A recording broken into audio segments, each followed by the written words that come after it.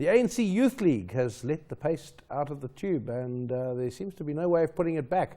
Yesterday, through the Progressive Youth Leadership, they opened the debate on the ANC elective conference, and they want it early. And they also want a female president. What does this mean for ANC's long-standing tradition of deputy president being elevated to president? We're now being joined by ANC Youth League President Collen Maine. Collen, thank you so much for your time. Let's talk about this early elective conference. What is the thinking behind the conference, and what are you hoping would transpire there? Well, thank you very much for having me, and let me greet the listeners at home. Well, the Youth League has had its NWC meeting yesterday, and the main thing we were focusing on was the outcomes of the elections and what those outcomes means to the whole movement. We then came to a conclusion that the ANC in the current form would not be able to assist us to move forward, because we must admit that losing metros is a backstep for us. Particularly the call that we have made as the Youth League of economic freedom. The economy of the country, regulated mainly in Gauteng and in those metros that we have lost. Therefore, we're saying that we would want a fresh leadership, particularly younger leadership, to assist the ANC to move forward. Because South Africans has raised a lot of issues with us as the African National Congress, which some we have ignored. If you take your e-tolls, just last year there was a call, there was a fees must fall, and all of that. So the ANC should ordinarily listen to South Africans. Yeah. Now this called, now South Africans has punished us where it has the most. We have not been punished by opposition parties. We have been punished by our people by not going to the polls. If you look at the traditional support base of the African National Congress, take your Soweto, your township, Atteridgeville, people decided to stay home because they have said in a number of occasions that they would want the ANC to do certain things that had not been done. Therefore, it is only fair for us as the youth, because you must remember that revolutions are inherited and led by the youth, to make that call. Collen, the ANC leadership is obviously older, and the state president is 73, 74. He can be described as old in terms of your diagram here. Are you saying that he is part of the leadership that should go? Now, the ANC leadership is not an individual. It's a collective. So if we say we want an early conference to elect leadership, so we're talking about the collective. So how many of the collective would you like to go? Now, the NDC of the ANC comprises of 80 people. So there are 80 people in the collective.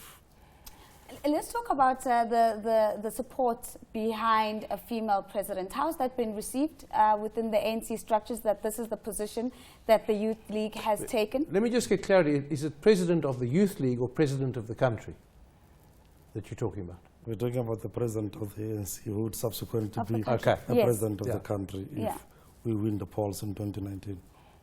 So again, to go back to the question around the support for a female president for the ANC, how has that been received by the internal structures, and do you see this coming to pass?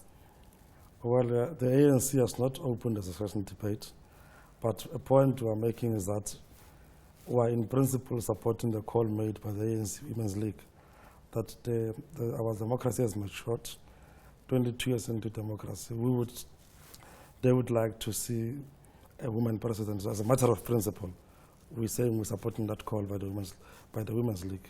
Now, at a time when the leadership, the ANC opens for structures to engage in this particular matter, we will then go to structures. We can't say where we are seated if structures agree or disagrees. But the Youth League and the Women's League agree on principle, but we have not agreed on a name. There's a myth that we're supporting a particular candidate. And the Women's League has not come out, in as far as we know, to say we support Comrade X. People are just assuming. So there are many female comrades in the movement. Actually, they comprise a lot. The most of our membership are women. Collen, there's a tradition in the ANC that you don't talk succession, that it's not done. It happens behind closed doors. People are not encouraged to put themselves forward as candidates. As the Youth League, are you happy with that culture? Wouldn't you like there to be more internal debate, get candidates out in the open to discuss issues like this? You discuss it with us, but it appears you're not allowed to discuss it really within the ANC. No, it's not the issue of not being allowed. At the time when these issues were raised, we said that we must focus on the elections. And what guides all of us in the ANC is the constitution of the ANC. That is the supreme law of the ANC. Now, the constitution of the ANC says any member of the ANC can elect and be elected. So it does not say something else. I want us to go back to just the recent elections, and in particular looking at the youth vote. As the ANC Youth League, do you believe that you outperformed or did enough in this space to ensure that young people continue to resonate with what the ANC stands for? And do you think the campaign resonated with young people? Well, I think most of the messages that we have packaged, even as a movement, because we have appreciated that the country is younger. We have done everything possible to interact with young people to come and vote. But obviously some of them will agree with us and not go to vote because the issues they raised, like those that I raised when I started. When you sit alone and say, yes, I love the ANC, but there are these things that we have been talking about for the past 10 years. And our own movement, the ANC, that we love, seems not to be listening to us. So the only way is to sit. And if you look at the voting patterns, where the opposition is strong, people will come out in their numbers. Where we are strong, like I said, people will not come in their numbers because of those concerns. But we had a program called Invasion. We have invaded all universities, townships, villages, all corners of the country. We are confident that we have made our contribution. But then a final decision was left with the voter, whether young or old, to say, yes, I love the ANC, but these are the things that seem not to be happening. Collen, how big is the ANC Youth League? Has it grown? Has it declined? Do you require people to pay a nominal amount, sign a form so that you know they are official members? Have you grown? Have you declined? Well, the membership of the Youth League, as at September, when we were elected, it was around 600,000 members.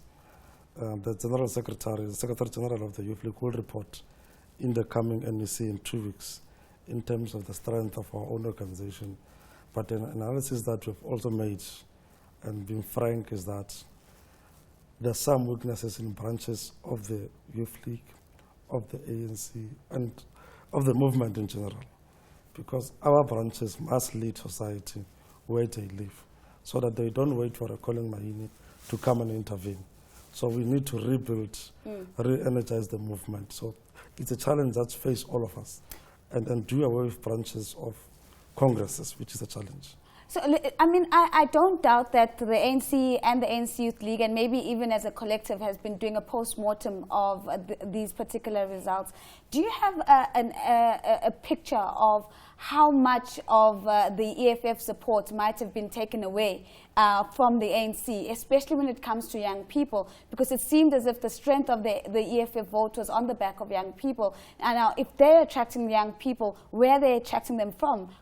Is the ANC Youth League losing the youth vote to the EFF? Well, the EFF is a relatively younger party, and I would not really want to discuss the EFF. I would just want to talk about it in passing. And as a matter of fact, some of their support base is from the ANC, but some is from the smaller parties. If you look at COPE has collapsed, and our view is that most of their people has went to the EFF. And if you look at the results, it does not necessarily suggest that EFF has grown from what it got in the 2014 polls. It's just an excitement of that we have 10 councillors there, 11 there, and all of that. But if you bring it and make it in terms of percentage, it does not suggest growth from the EFF point of view. But you must admit that some of the young people who were in the ANC has went to the EFF. But it has not happened yesterday. It happened when the EFF was formed. And during the campaign, as you'd have seen, we were welcoming people to the EFF. EFF was welcoming people from the ANC, all political organizations. So we can't really say that a chunk of people, since we were elected into office, has left the ANC Youth League or the ANC to join the EFF. What about the campaigns that you specifically aimed at the youth? the DAB, Asinavalo, and so on, given the fact that Step Up Your Hustle, given the fact that the ANC did lose metros, is it a time now for the ANC Youth League to also concede that those campaigns didn't work? I don't think really that is an issue of campaigns having not worked. If people say, for instance, in Gauteng, that we don't want e-tolls, and as the Youth League, we agree with them. But when it goes to where it should be implemented, it is not happening. It's not really a reflection on us as the Youth League, but it's a reflection on a movement as a whole, that our movement needs to listen to the people. A quick one, Collen, we're just almost out of time. What's next for you? We've obviously had the benefit of seeing other ANC Youth League presidents move on and do other things. What is the legacy that you're going to leave for South Africa? And in particular, what's the next step post this presidency? Well, the ANC will decide what's going to happen to me. I can't say from here I'm going to be something else. I'm a member of the ANC, so the ANC will have then to determine my future politically, what should happen to me. But we are happy as the current leadership of the Youth League that for the first time ever, young people are beginning to be recognized, given the responsibilities, serious responsibilities in local government. You recall that we have taken a resolution of 20% or 40% representation of young people in all institutions of government. Young defined as? How old? Well, in terms of the constitution of the country, you're young until you're 36 years. So that has happened in almost all our provinces. We've got young people beginning to be given that responsibility. While the ANC has given us 20%, we'll continue to pursue the 40%. I think it's something that we must pursue. But we would be very happy that at the end of our term, if the ANC government would start to implement free education for the poor, because this was a call we made as a Youth League in 1949 already. Yeah. And the ANC Congress of Polokwane and Manga who has agreed on this. So that is a legacy that we want to leave, of having realized free education in our lifetime. We'll have to leave it there. Thanks to the ANC Youth League President, Collen Maine.